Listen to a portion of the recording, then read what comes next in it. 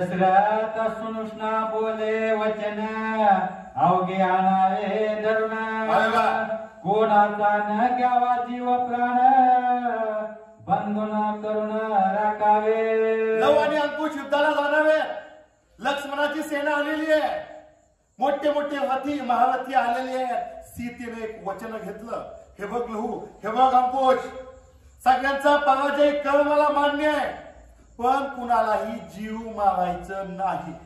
जेवढे मोठे मोठे व्यथे आहेत त्यांना बांधून बंदी करून इथपर्यंत घेऊन यायचं, कुणालाही मारायचं नाही। करुणे मातेचे नमन दोघे केल्या प्रदक्षिण नमस्कारणे गुरुचरण धनुष्यबाण घेतले। लवून आईची आज्ञा ऐकली, आईला नमस्कार केला, गुरुला नमस्कार केला आणि हातामध्ये धनुष्य घेऊन सेनेच्या दिशेने लहू आणि अंकुश निघाले। दोघे जैसे दोन्ही पर्वत चालले पुढे सैन्य लक्ष माता तुकोणे धनुष्य शीतळ चढवणे झाले ते समय। धनुष्य या ठिकाणी मस्तकी या ठिकाणी लावलं गेलं, मग त्यांच्या चढवली बाण लावला आणि समोर सैन्य लहू आणि अंकुशानं पाहिलं। ऐसे चालले रणमेदने पुढे अंगद देखील तया कुशे हटकोळे युद्धा लागे पाचारले। सर्वात समोर कुशानं अंगद पाहिला आणि काय बोलू लागला, अरे मरकट सुता महावीरा दाहू नको सायरा वैरा रागवारीचे मंडपाचे बारा खांबाणले तैसे नव्हे। काय म्हणतोय कुश, हे अंगदा, अरे कुठे चाललाय, कशाला बाकडावली इकडे इकडे फिरतोय, तुला वाटेल तुझ्यामध्ये सामर्थ्य, रावणाच्या मंडपाचं खांब आणलं, माझ्या पुढे चालणार नाही, कुश बोलतोय। लोहाराय साय म्हणत अंगदे टाकीला पर्वत येरो शरदाने तोडेत मग काय म्हणत तारात नयाते। अंगदाला राग आला, इतकं बोलल्यावर बारक 10-12 वर्षाची पोरं बोलतात। अंगदाला राग आला, मोठ्याची मोठा पर्वत उचलला आणि फेकला की दोघांच्या अंगावर। लगेच इकडे अंकुशानं बाण लावला आणि पर्वतावर सोडला गेला।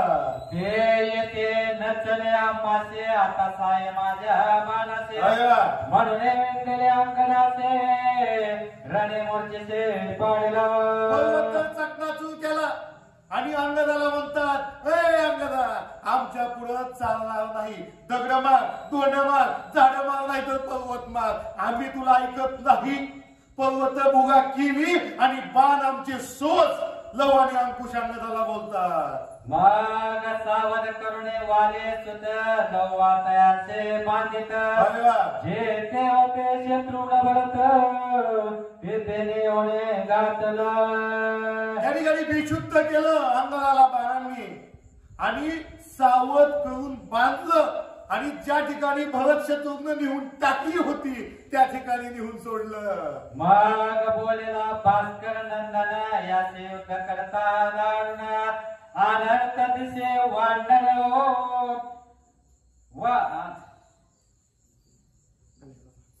अंगदा जैसे दशा देखून मग बोलेला भास्कर नंदन याचे युद्ध करता दारुण अनर्थ दिसे वाढणार सुग्रीवाने विचार करायला सुरुवात केली, दिसतात साधी, वय तर 10 वर्ष 12 वर्ष, मग नेमकं यांच्यासोबत युद्ध करून आपलीच दुर्दशा व्हायली आहे। सुग्रीव विचार करू लागला, ये वाले सुत नेला धरून आमचा नालामुळेचा अपमान आता काय काज वाचून स्वर्गीय देव हसते। सुग्रीव म्हणतोय, मी इतका मोठा इतका पराक्रमी मी, देव सुद्धा माझ्या नादी लागत नाही तर, आणि 10 वर्षाच्या 12 वर्षाचा कार्त्यानं वालीच्या मुलाला माझ्या पुतण्याला अंगदाला घेऊन जावं, ह्याच्या इतका अपमान आपला अजिबात नाही। म्हणून कपिपते चालेला म्हणे राय साहेबा तुझ्या मातेचा झाला नाही वाला काय करशील। सुग्रीव बोलू लागला, ए लहू अंकुश, कशाला युद्ध करता, अजून केस तरी तुमची वाढलेत का, अरे लहान कशाला युद्ध करता, सुग्रीव बोलू लागले। सुग्रीव म्हणे तुमची जनने विसंबले कैसे तुम्हाला गणे तुम्ही मातेचे लाडके दोने कैसे युद्धाल अरे ते तुमचं वय आईच्या जवळ राहायचं वय आहे. आईची लाडकी तुम्ही आहात, मग इकडे युद्धाला कशासाठी आला? अरे जावा इकडं, त्या युद्धाचा विषय सोडून. ऐकणे कुशाले हासे म्हणे तू पाले खायर पिसे उडावे वृक्षावरे जैसे तैसे फळे खावाया लागले. आता मोठा माणूस बारक्याला चांगलं म्हणतो की कशाला भानगडीत पडतोय, जा आपलं घरी जा ऐकूशी. ही काय म्हणतोय कुश, मला कशाला शिकवतो? तू कोण आहे? माकड वरचर पालं खाणारा, जाकी झाडावर आणि बस तिकडे पालं खात, कशाला मला शिकवतोय? तुम्हासे संग्रामा करू काय म्हणते वानर मारेने पाहे हे माझी कीर्ती न होय नवाकाने जे विरमुखे. कुश म्हणतोय मी जर तुम्हाला मारलं हरवलं, काय म्हणते एका माकडाला हरवलं, कशाला मी अपकीर्ती करून घेऊ? जावा म्हणले झाडावर. ऐसे बोलले कुशे जाण पुन्हा बोलता झाला वचन म्हणे तू नपुसक दारुण श्रीरामा शरण गेला हे सुदिवा, तुझ्यामध्ये सामर्थ्य नाही, तू नपुंसक आहे म्हणून रामाला शरण गेला. ज्येष्ठ बंधूने हरले कांता तेचे दुखी वने वसता भाग्य भेटला से रघुनाथा दोघे सारखे मिळाले ते. काय सुदैवा, कशाला मोठ्यापणाच्या गप्पा मारतोय? काय केलं? स्वतःची बायको भावानं चुरली, तुझ्यामध्ये हिंमत नाही, सामर्थ्य नाही, रामाला शरण गेला. मला तुझं सर्व सामर्थ्य माहितीये, लवांकुश बोलू लागले. कपटे वारणे वाले वद तुझे दिले राज्य पद तू करोला से युद्ध हे मजा पूर्व वाटत असे. रामाकडे गेला, ती गेला, वालीला मारलं, ती पण कपटानं मारलं आणि माझ्याकडे आला युद्ध खेळायला. कशाला मला गोष्टी सांगतोय? आता करे मजसे रण म्हणून कुशे श्री गुरु स्मरण शेती बाण चढवण बीजाक्षरे जपता कुश म्हणू लागला, सुदिवा जर तुझ्यामध्ये सामर्थ्य असेल, खेळ माझ्या संग युद्ध. हातामध्ये धनुष्य घेतलं आणि बाण या ठिकाणी लहू आणि अंकुश लावू लागले. जपोनिया बीजाक्षर शक्ती टाकले महागोर तेने कडकडाटे आपण पडो पाहे आवदेवरे. या ठिकाणी महत्वाचा उच्चार कुशानं केला आणि बाण सुदिवाच्या दिशेनं सुसू करत येऊ लागला. शक्तीचा बाण आहे, कडकड कडकड कडकड करत बाण येतोय. पहा धुंदाट सुटला वानरा प्रलय आरंभेला म्हणती रघुनाथा कोपला सर झाला सकळांचा. आता वानराला भीती बसली, वानर म्हणू लागली आपल्यावर राम उचला की काय? काय चालू आहे? इजा पडल्यावरती शक्ती येते, बाण येत आहे, आता आपलं काही खरं नाही. वानर विचार करतात. शर लागते झंझणा कपी सोड पाहते प्राणा म्हणती रक्षी रक्षी सौमित्रानंदना म्हणून पाटे रिगते. कुशानं बाणाचा वर्षाव केलेला आहे. माकडाच्या हाताला, पायाला, अंगाला बाण लागू लागले. बिहून मागे जाऊ लागले. मागे बघितलं लक्ष्मण आहे, ढिगळाला. लक्ष्मणला हाक मारली, लक्ष्मणा वाचव. नभे भोवते पिसारे आवर्ती पडले वणचरे निगती आते त्यांचे भारे अहंकार परवर्तले. या ठिकाणी अहंकार नष्ट झाला गेला. अहंकारामुळे परवतलं गेली. बघा काय होतंय. सुधा पाणे बाया तुर गगने विमाने पडते खतोने देव पळाले ते तोळे बाण लागते म्हणून या लहू आणि म्हणजे अंकुशाचं बाण लागतील. देवजी बघायला आलं होतं, देव सुद्धा थांबलं नाही. तर तिथून भाज्याने गेलं, एखादा बाण लागला आपला अवघड होईल. एक शाखा मृग म्हणते कोपिन्नला श्री रघुपते सात्रस्य पुढा देखते जाणो दुसरा श्रीराम. काही जणांना वाटू लागलं रामच वाटला का काय, कारण पुढे बघितलं त्या 12 वर्षाची मुलं त्यांना रामासारखीच दिसू लागली. त्यांना काय माहिती रामाचीच आहे ती. एक श्याम राजलोचन दुसरा शोभे गौरवर्ण म्हणती हाचे रघुनंदन तटस्थ होणे पडेले. त्यांना वाटू लागलं ही जी समोर बालकं दिसत आहेत हीच या ठिकाणी राम आहे. एक रामासारखाच वर्ण आहे आणि एक थोडासा गोळा आहे, गौर वर्ण आहे. अशा प्रकारची दोघं रामच आहेत. काही जण विचार करतात पडले अष्टदश जुलपत्ते मूर्छित पडले नाही शकते. मग लोय बांधलेले होते त्यांची नावे अवतार. नेमकं या अंकुशानं लवानं पुन्हा कुणाला बांधलं त्यांची नावं ऐका. नळ नेळ जांबुवंत सुग्रीव सुषेण दधिमुख वाह, वाह. द्विज कुमुद तारासुत गंधमादन नाव. गंधमादन असू द्या, नव असू द्या, नेव असू द्या, सुग्रीव असू द्या, हनुमान असू द्या, 10 बलाढ्य वानर. जी वानर कोणत्याच राक्षसाला ऐकत नव्हती, रावणाला ऐकत नव्हती, ती सर्व राक्षस बंदी खाण्यामध्ये लहो अंकुशाने टाकली. तार तरश हेमकुट पनस केसरे सुबट गज गवाक्ष गवय दीट 18 जुलपत्ते आयसे हो. गज असेल, गावाचे असेल, तार असेल, तळव असेल, अशी 18 वानर लवानी अंकुशाने बंदी खाण्यात घातली, म्हणजे बांधून टाकलं. जेथे होते रामानुज तेथे नेला कपे समाज. बांधले पुन्हा वीरराज सावदासे रणभूमी. ज्या ठिकाणी भरत आणि शत्रुघ्न ठेवली होती त्याच ठिकाणी ही वानर आणून त्यांना ठेवलं. ये रे कडे शक्रारे हंता म्हणे काय करावे वायुसुता. अपकीर्ती बैसले माता उपाय पुढा न दिशेचे. इकडे लक्ष्मण विचार करतोय, मोठी मोठी वानर गेली, अंगद गेलाय, सुग्रीव गेलाय, ताड गेलाय, तळव गेलाय, गज गेलाय, गवाक्ष गेलाय, सुग्रीव गेलाय, नल गेलाय, नील गेलाय. नेमकं आता काय करावं. हनुमंताला बोलवलं आणि हनुमंताला म्हणू लागले, हनुमंता काय करायचं. आपल्याला अपकीर्ती बसेल, ही 10 वर्षाची पोरं आपल्याला ऐकत नाही, ती काय करावं. आमचे महाकपी वीर संग्रामी जे जिंकले निशाचर. ते बाजूने कुमार नेते 12 वर्षाचे बलाढ्य. हनुमंता, जे वानर रावणाला ऐकत नव्हती, निशाचरांना मावित होती, त्या या ठिकाणी वानरांना 10-12 वर्षाची पोरं घेऊन जाते. ही काय आपल्याला पटत नाही. लक्ष्मण बोलू लागले, काय सृष्ट्याने रचले किंवा पासव झाले की 11 रुद्र एकवटले द्वैत रूप धरले. आणि नेमकं असं काय झालंय. लका इतकी देवाला भीती वाटणारी आपली वानर, राक्षस मारणारी वानर, आणि त्या 10 वर्षाच्या पोरापाशी जाऊन हारते ती त्यांना बंदी खाण्यात टाकते. ती नेमकं काय झालंय. कोणी ती लहान मुलं 12 आदित्य असावे, त्यांच्यापेक्षा सामर्थ्य त्यांच्याकडे आहे की काय. लक्ष्मण हनुमंताला बोलतात, केव्हा 2 रूपे कडे काळ किंवा दोघे कुळाचळ की दोघे श्रीराम प्रभ गर्व हरणार्थ निर्मिले. काय नेमकं त्यांच्यामध्ये कळीकाळाचं सामर्थ्य.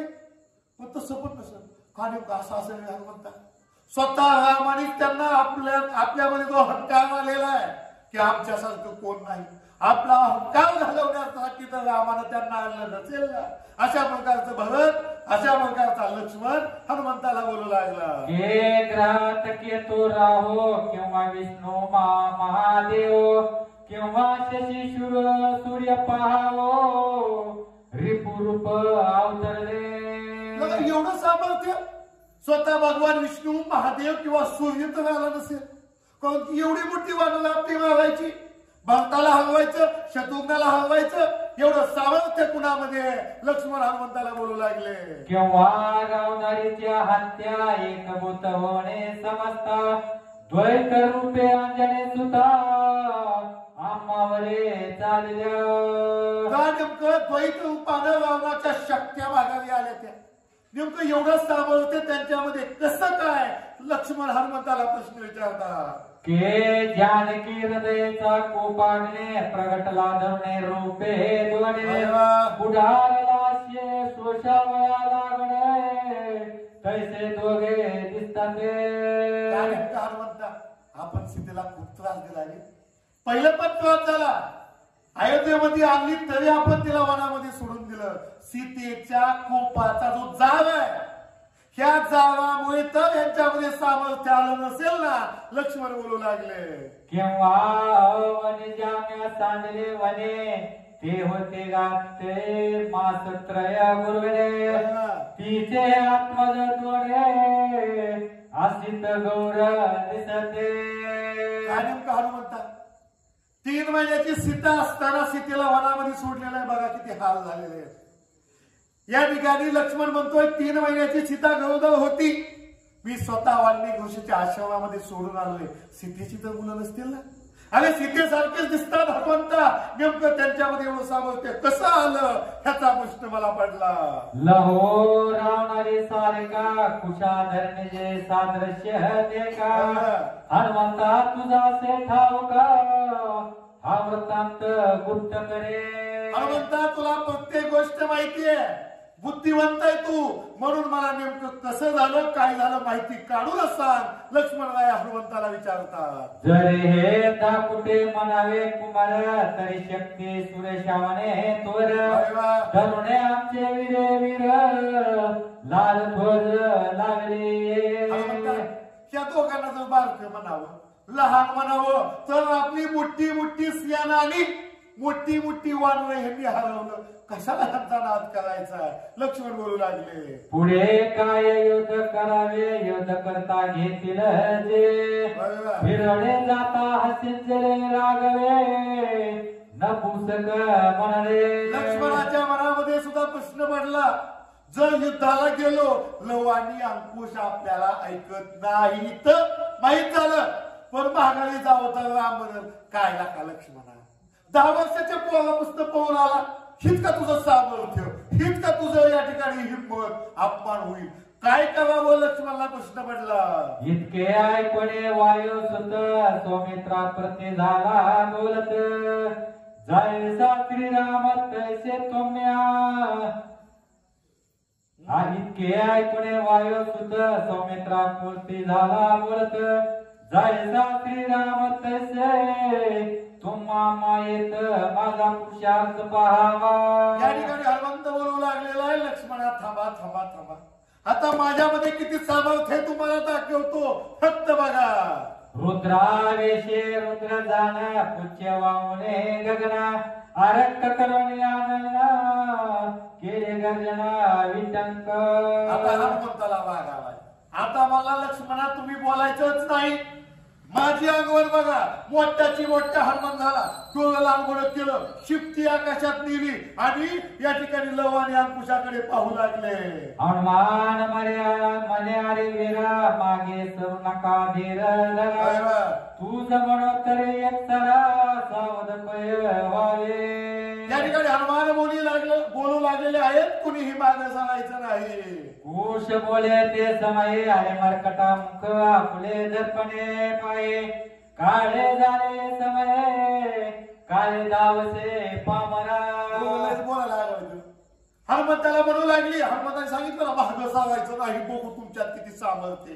त्यावेळी हा कुश बोलू लागलेला आहे. हनुमंता अरे माकडा अरे वानरा आयुष्यात तोंड बघितलं का.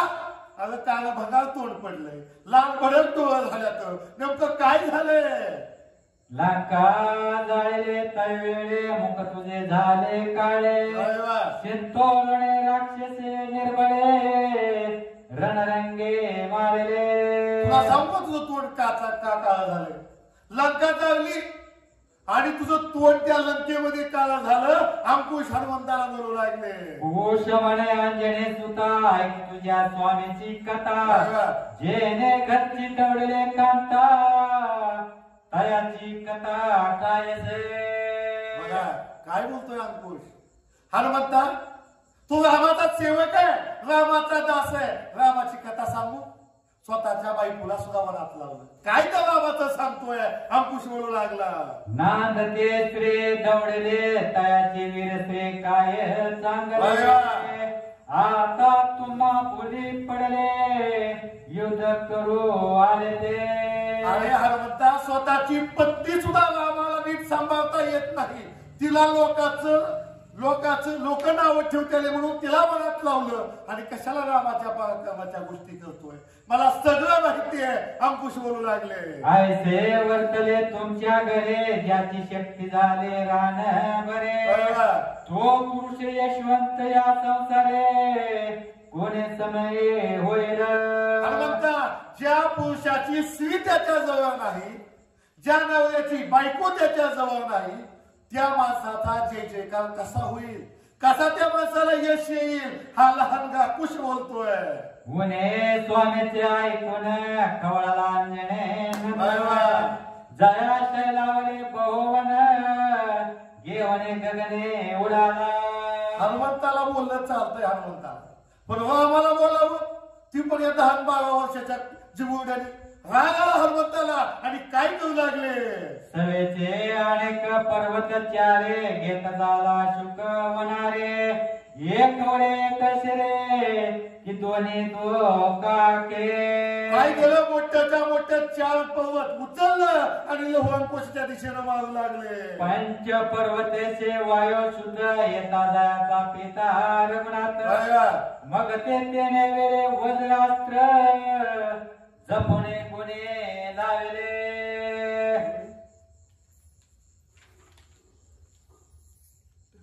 पंच पर्वतचे वायू सुद्ध येता जायचा पिता रघुनाथ. मग तेने विली वज्रास्त्र जपुने गुणे लावला. या ठिकाणी लहू अंकुशानं पाहिलं. अंकुशानं हनुमंतानं 5 पर्वत मारलेले आहेत. वज्रास्त्र या ठिकाणी धनुष्याला लावलं आणि पर्वतावर सोडलं गेलं. पुरते कानडे वडणारे मंत्रोने सोडला बाण. वरच्यावरे शैलखंडन हृदयावरे बाण दिला. किती सामर्थ्य अंकुशाकडं. हनुमंतानं सोडलेला पर्वत वरच्या वर या ठिकाणी संपवला गेला. 2 भाग पर्वताचे केले. पंत कद्वय ते दुरे हनुमान पिकले ते अवसरे. सप्त समुद्राच्या पारे आवनेवरे आपळला. या ठिकाणी समुद्राच्या पाण्याप्रमाणे अवस्था हनुमंताची झाली. देहाचे वळले मुरखंडे मान झालसे वाकडे. अशुद्ध वाये सरले तोंडे गत प्राण ऐस झाले. म्हणजे बेशुद्ध पडलेल्या मनुष्यासारखी अवस्था हनुमंताची झाली गेली. मग सावध होणे हनुमंत तटस्थ राहिला निवांत. तव वायू आला धावत बुधावित निज पुत्रा. लहू अंकुशाच्या दिशेनं मोठे मोठे पर्वत हनुमंतानं टाकले. पर्वत तर संपवले, पण काही बाण हनुमंताच्या दिशेनं मारले. ज्या हनुमंताला वज्रानं काही होत नाही त्या हनुमंताच्या अंगातून रक्त ह्या दोघांनी काढले, लहू आणि अंकुशानं. मग हनुमंताला प्रश्न पडला, इतकं सामर्थ्य आणि या पृथ्वी तलावर, ती पण 10-12 वर्षाच्या पोरामध्ये. हनुमंताला प्रश्न पडला. हनुमंत ध्यानस्थ बसले आणि विचार करू लागले नेमकी भानगड काय आहे. त्यावेळी वायुदेव हनुमंताच्या जवळ आले.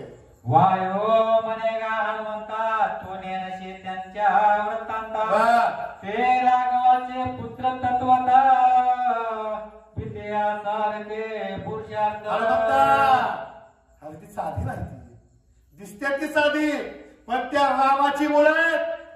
रामाचं सामर्थ्य त्यांच्यामध्ये आणि कशाला त्यांच्या वाट्या लागतोय. अरे तू सोड, कुणी जरी आलं तरी त्यांना हरवते. हनुमंता त्यांच्या वाटेला जायचं नाही, वायुदेव हनुमंताला सांगतात. लहो कुश दोघे कुमार बाळाचे दोघे गिरीवर. तयात कनिष्ठ हे त्वर युद्ध प्रौढे दाखविले. त्यांनी युद्ध प्रौढी दाखवलेली आहे. युद्धाचं सामर्थ्य दाखवलेलं आहे हनुमंता. प्रत्येकाला जेलीस त्यांनी आणलंय ही रामाची मुलं आहेत. वायुदेव सांगू लागले, हे वचन प्रगट न करावे, हृदय गुप्त असू द्यावे. पुढील कर्तव्य लक्षावे, वेगी जावे राम कार्य. हनुमंता, पण त्याच्या आधी एक गोष्ट सांगतो, कुणालाही सांगायचं नाही की ही रामाची मुलं आहे. ऐकोणे पित्याचे वचन हनुमान खालती घाले मान. हृदय स्मरे श्रीरामचरण माझे स्मरण असू द्यावे. या ठिकाणी हनुमंतानं हात जोडले गेले रामाला आणि रामा माझं स्मरण असू दे हनुमंतराय बोलले. ऐसा तो हनुमंत हृदय स्मरणे श्री रघुनाथ हळूहळू निज कटकात येता झाला लाजेने. आता हनुमंत पराजितच झाला की आता आपलं रक्त आलेलं बेशुद्ध पाडलेलं आहे. आता युद्ध तर पुढे खेळायचं नाही कारण वायूनं सांगितलंय रामाची मुलं आहेत आणि आपल्याला ऐकत पण नाही हनुमंताला तसं काय भीची पण गरज नाही. मग हनुमंतानं काय केलं लाजण्यासारखं केलं आणि महाग हळूहळू सरकू लागले. लक्ष्मणानं बघितलं हनुमान महाग सरकतोय. वज्र दे बळ्याडे एवढे भोगणे दुर्वाडा येते कांचे इतरांचा पाडा वानरा मुडा कोण पुसरे. आता मात्र अवघड झालं. हनुमंताची ही अवस्था बाकीच्या वानरांची तर पाताळी झाली. ऐशिया परे श्रीराम स्मरण देखी हनुमान आपले सैन्य लाजा प्राण जाय तव लक्ष्मणे दुर्नेता देखील. त्यावेळी लक्ष्मण काय बोलू लागले. सौमित्रा म्हणे गा कपिवीरा थोर कष्टलासे परमाशुरा आता स्थिर राव मिया कुमारा शिकदारी मारे. लक्ष्मणानं बघितलं एवढ्या मोठ्या ढाण्या वाघ ज्याला बाण सुद्धा अंगात शिवत नाही तो हनुमंत रक्तबंबाळ झालाय. अंगातलं अवसन गेलंय आणि लाजत लाजत मागं सरकतोय. लक्ष्मणानं पाहिलं. लक्ष्मणाने बोलायला सुरुवात केली. हनुमंत हनुमंत भिवू नको मी त्यांना दाखवतो. मग चालला रामानुज जायचा रथ दिव्य तेज पुंज वारवा सात देवने ओज निज बारेचे लोटला. हनुमान या ठिकाणी लक्ष्मण वया जाऊ लागले. धनुष्य चढवण्या गुण बोलता झाला लक्ष्मण अरे विराव श्रीरामा शरण येता प्राण राखीन तुमचे. लक्ष्मण समोर आलेला आहे अंकुशाच्या लहूच्या आणि त्यांना बोलतोय तुम्ही जर शरण आला तर तुम्हाला जिवंत सोडतो अन्यथा तुम्हाला मारीन. ऐसे न माने तुमच्या चित्ता तरी प्राण घेईन आता पळो नका धीर धरा पुरता सोडा संग्रामाचा साठोब. म्हणतात गाठ माझ्याशी आहे. रामाचा भाऊ असणारा मी लक्ष्मण आहे तुम्हाला जिवंत ठेवणार नाही नाहीतर रामाला शरण घ्या अशा प्रकारचं लक्ष्मण लहू अंकुशाला बोलतात. मेवारो आमचा धरला हाचे अन्याय मोठा केला दुसरा अपराध वीरे वीर धरला शत्रू न भरता अधिक करुणे. एक अपराध झालेला नाही तुमचा. आमचा घोडा धावला ती धावला. आमच्या वीरांना हरवलं ती हरवलं. आमच्या भरत शत्रुघ्नाला सुद्धा तुम्ही बंदी केलं तुम्हाला माफी नाही लक्ष्मण बोलू लागले. त्यांचा सोड मे घेण तुम्हा दोघे धरणे घेण वारो आपला सोडेन निज विरा समेत. म्हणून मी तुम्हाला बांधून घेऊन जाईल आणि माझा घोडा सोडवीन लक्ष्मण राया बोलतो. ऐसे शक्रारेचे वचन ऐकून कुश बोलला पण तुमचा ठाऊका अभिमान पूर्वीचा मे ऐकला. काय म्हणू लागले लक्ष्मणाला हो द्या कशाला बोलता तुमच्यामध्ये किती सामर्थ्य आम्हाला सगळंच माहिती. तुमचे कीर्ती तुम्हा प्रते सांगतो ऐका एकाग्रे चित्ते जय रावणे घातले शकते तय भूमिशेन तुम्ही केले. तुमच्यामध्ये किती सामर्थ्य लक्ष्मणा सगळं माहितीये. रावणाने शक्ती मागली बेशुद्ध पडला होता. काय अवस्था झाली तुमच्यामधलं सामर्थ्य आम्हाला माहितीये सांगू नका. तेथे निवडला पुरुषार्थे दैव होता हनुमंत. तेथे निवडला पुरुषार्थ दैव होता हनुमंत घेऊन आला वल्लेचा पर्वत उपचारार्थ योजना. उगती हनुमान होता म्हणून वाचला लक्ष्मणा तू काय खरं होतं. रावणाच्या शक्तीनं मरणप्राय अवस्था तुमची झालती आणि अंगातले अवसर आणले अजिबात करायचं नाही. तो पूर्वेच रावण बघणे शूर्पणखा नामे जनस्ता त्याचे नाशिक काने पुरुषार्थ थोर मिळविला. आणि काय केलं रावणाची बहीण काटली आणि तिचं नाक कान कापलं. अरे वा तुझा पुरुषार्थ. विटोंबन या ते थोर मिळविले पुरुषार्थे काने सांगता माते ते अनुभवा येईल. काय लक्ष्मणा स्त्रियांवर हात आणि शस्त्र उचलावं ती पण तुझ्या चलत्या रघुकुलातल्या राजानं मला काहीच सांगू नको. लव अंकुश बोलतात. श्रीयते जे विटंबते त्यांचा थोर उपतिष्ठे कीर्ते ते चितुमे ते मुख्य पुरुषार्थे युद्धा लागे आले असा. जो स्त्रियांना त्रास देतो तो पुरुषार्थीच नाही आणि माझ्या पुढे म्हणतात की असं करीन तसं करीन. अजिबात बोलायचं नाही. ब्रह्मचार्य धरुणे व्रत वदिलाने इंद्रजित ते काही नचलेत आता पण सांभाळे. पण लक्ष्मणा तुला वाटल इंद्रजित कुणीही हारू शकत नव्हतं. इंद्रजितासाठी उपवास धरला. 14 वर्ष काय खाल्लं नाही. इंद्रजित हरवला. पण माझ्या पुढे ती चालणार नाही. त्याच्या पुढचा मी आहे. या लता मृगांचे बडे बंधू सोडवू आले ते सगळे भरत शत्रुघ्न वानर पाळे पादशा बघता ते. आणि काय घेऊन आलाय? हनुमंताची फौज घेऊन आलाय.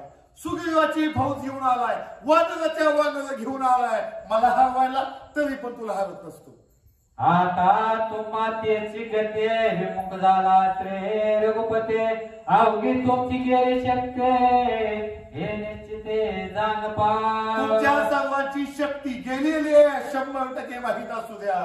ऐशे कुशांचे ऐकुणे वचने रथप्रियेला लक्ष्मणे दृढ कार्मुक सत्राने कर्णापर्यंत ओढले. लक्ष्मणाला राग आला आणि धनुष्याची दोरी लक्ष्मणानं कानापर्यंत ओढली. सौमित्र करिता बाण सुटला करीत गर्जना तयाच्या कोटी लक्ष कोटी बाण बाणा बाण प्रसवले. लक्ष्मण काय कमी सांभाळते नाही. बाण मारला. बाण सोडला. कडकड करत बाण जातोय. पण एका बाणाचं कोट्यावधी बाण झालं आणि अंकुशाच्या दिशेने येऊ लागलं. जैसे मुखात कोणी अक्षरे निगती नाना वर्ण उच्चारे तैसे सौमित्राचे शरे शरांते शर प्रसवत. शराती शर प्रसवत. एका बाणापासून दुसरा बाण निर्माण झाला. दुसऱ्या बाणापासून तिसरा झाला. तिसऱ्यापासून चौथा.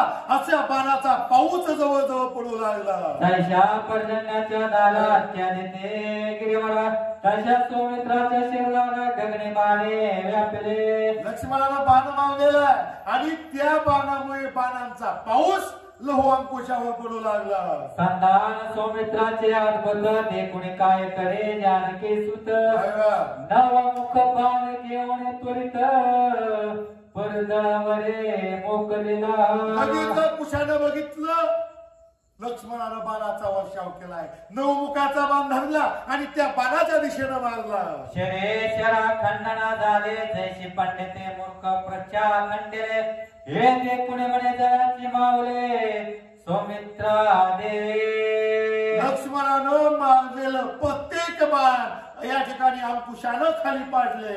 लक्ष्मण म्हणे अरे वीरा धन्य धन्य तुझा गुरुपुरा कोणे जननीच्या उदरात येवणे वंशे कीर्ती केले. लक्ष्मणाचा शत्रू आहे म्हणजे युद्ध चालू आहे तरी सुद्धा लक्ष्मणाला आनंद झाला. अरे वा ह्याला म्हणायचं पराक्रमी. ह्याला म्हणायचं योद्धा. लक्ष्मणाला आनंद झाला आणि त्यांना विचारू लागले हे बालकांनो तुमची नेमकी आई कोण वडील कोण मला सांगा. धन्य तुझे जननी जनक धन्य धन्य तुझे जननी जनक वंशी जन्माला असे कुळ टिळक संधान करता चुक या पूर्व देखील. हे लव आणि अंकुशा खरोखरच तू धन्य आहे. तुझी आई आणि वडील धन्य आहे. तुझ्यासारखा पराक्रमी मुलगा मी पाहिलेला नाही. लक्ष्मण बोलू लागले.